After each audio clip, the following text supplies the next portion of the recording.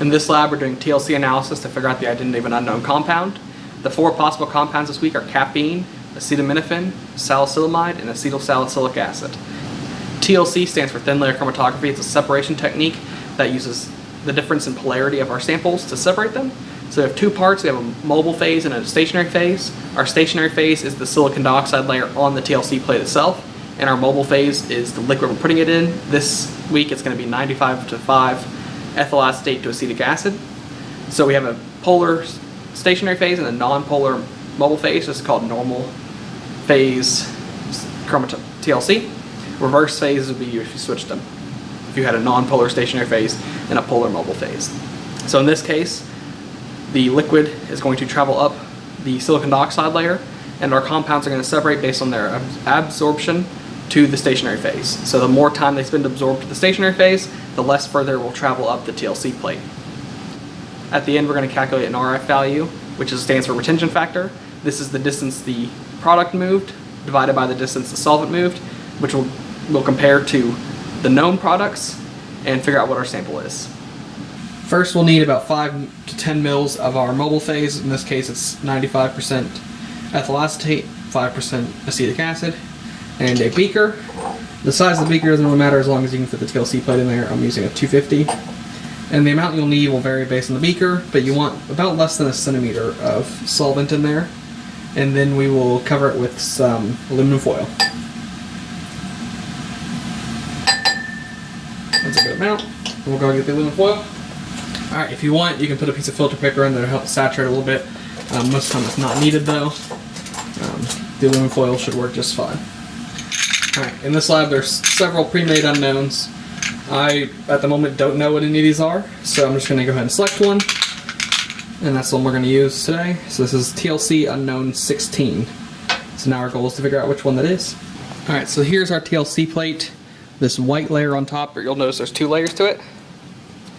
This white layer on top is our silicon dioxide layer, and this reflective layer is just some aluminum. So when we're spotting, we have a ruler next to it so that when we're spotting our solution, we make sure we're high enough. If it's too low and it's in the liquid, instead of the liquid coming up the TLC plate to where it is, it will disperse in the liquid and it'll smear and you won't get a good TLC plate. So it's really important to do it above where your solvent is in your container. In our container right now, I measured our solvents about half a centimeter or so we're going to put this about a little bit above the 1 centimeter mark. When you're marking on these, you can use a pencil. Do not use a pen. A pen has compounds in it that will travel up the TLC plate and mess up your TLC. So we're going to go ahead and mark this just on the side at 1 centimeter. Alright, you want to mark it lightly so that it doesn't scratch up the surface too much. And if you do scratch a little bit, just make sure your sample's not on the scratched part. You can also put little reference dots of where you want your samples to be. What I'm going to do with my samples is I'm going to put my unknown on the far left, and then I'm going to go alphabetical order. So it's going to go acetaminophen, acetylsalicylic acid, caffeine, and salicylamide. Just an easy way to remember it. Whatever way you do it is fine. Just make sure you keep track of which unknown is which. I'm not going to put reference dots on there, but you can just put a little tiny reference dot of where you want each of your samples to be. Our next thing is to dissolve all our samples in some 1:1 dichloromethane and ethanol, and then we will spot them on the plate with some capillaries. I got some test tubes here. I'm just going to put a few milligrams, I'm not going to measure it, into these, and 3 to 5 drops of our 1:1 dichloromethane ethanol solution, and then we will spot them on the plate. Alright, so I have each of my samples in a couple drops of the 1:1 dichloromethane ethanol. And next we're going to use some capillary tubes in order to spot them carefully on the plate. You don't want a giant spot, you just want enough that it's on there. So 1 dab or so on each is probably fine. And afterwards we can check with the UV light to make sure that they're all on there. It's also very important to make sure that they're all about the same level so that when you're doing your measurements later, they will be accurate. Alright, so first, our unknown sample. Now for the acetaminophen.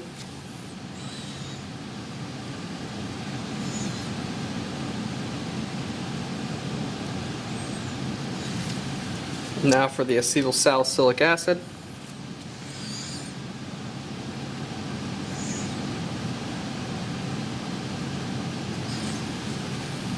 Now for the caffeine.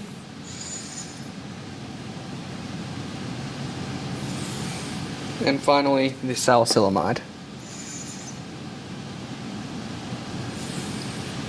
Okay, so they're all on there. We will plug up the UV light, use some shortwave UV light to check to make sure they're all on there. Alright, so now you can see on the camera we got some shortwave 254 nanometer UV light, and all of our samples are on there. They're well spaced apart. The two on the right here are a little close, but we'll see how it develops. Our next step is to put it carefully into the solution. Alright, so now that we have our sample spot onto our TLC plate, we're going to take the lid off here, our beaker. Now in my opinion, this is probably my most nerve-wracking part because I can get some shaky hands. But you want to carefully put it in.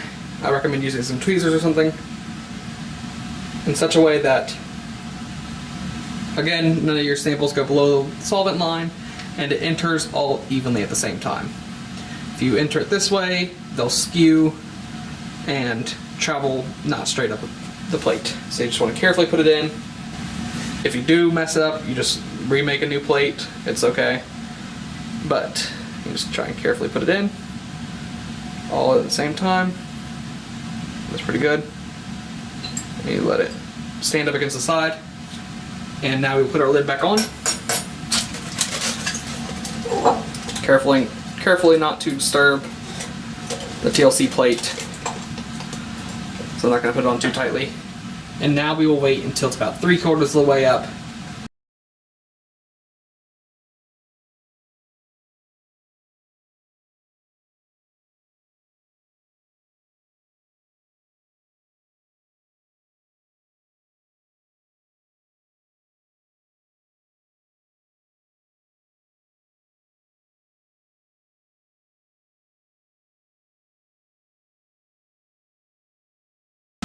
Alright, so we're about 3/4 of the way up, so I'm going to, again, carefully just remove it from the beaker.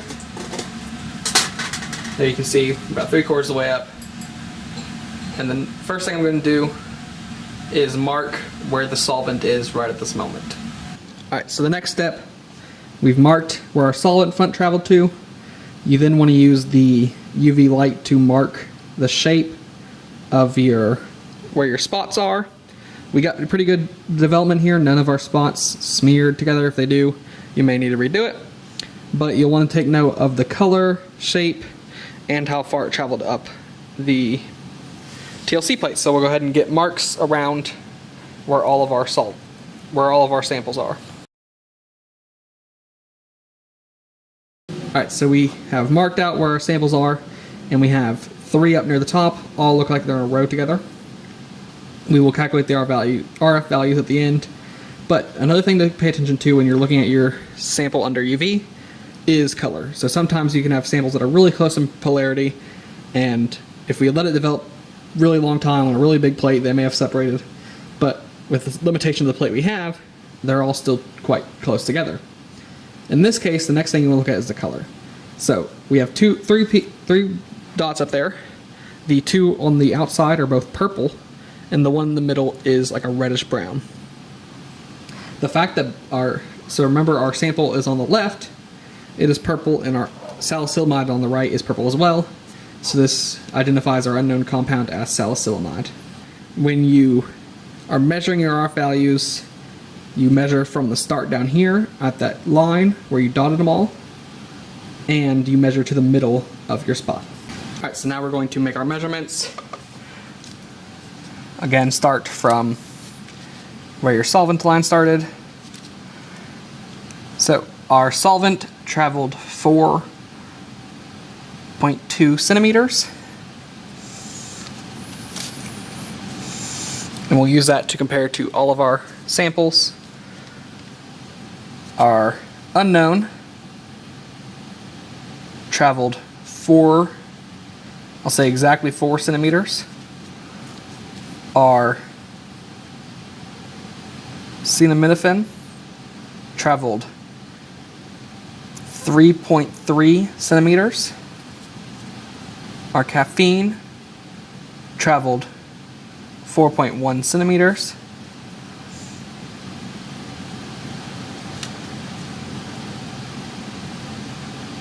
Sorry, our acetaminophen caffeine travel. Alright, so now we will make our measurements of for our RF values. I have to kind of move around here so I can look at it well. Alright, so our solvent traveled 4.2 centimeters. Our salicylic acid, so now we're going to get our RF values. I'm going to go ahead and extend this line of where the solvent started across, just using, again, a pencil. Try not to scratch, but at this point it's okay if it does a little bit. We're not open anymore. Alright, so now we will get our RF values. Now we will get our distances for our RF values. So our solvent traveled 4.2 centimeters. Our salicylic acid traveled 3.9 centimeters. Our caffeine traveled 1.6 centimeters. Our acetylsalicylic acid traveled 3.8 centimeters. And our acetaminophen traveled 3.4 centimeters. And our sample traveled 3.9 centimeters. Next clip, I will show you, walk you through the math of how to get your RF values, and we'll compare our unknown to the 4 compounds and further confirm it is salicylamide. Alright, so we got our distances up the top left. Just again to remind you, we have the solvent at 4.2 centimeters, unknown at 3.9, and then our known samples, acetaminophen at 3.4, acetylsalicylic acid at 3.8, caffeine at 1.6, and salicylamide at 3.9. So the formula for retention factor, or RF value, is our distance of spot moved divided by the distance of solvent moved. Alright, so we just take our distance our spot moved and divide it by 4.2 centimeters each time. So for our unknown, we get 0.93. For our acetaminophen, we get 0.81. For our acetylsalicylic acid, we get 0.9. For our caffeine, we get 0.38. And for our salicylamide, we get 0.93. So this confirms our unknown is salicylamide.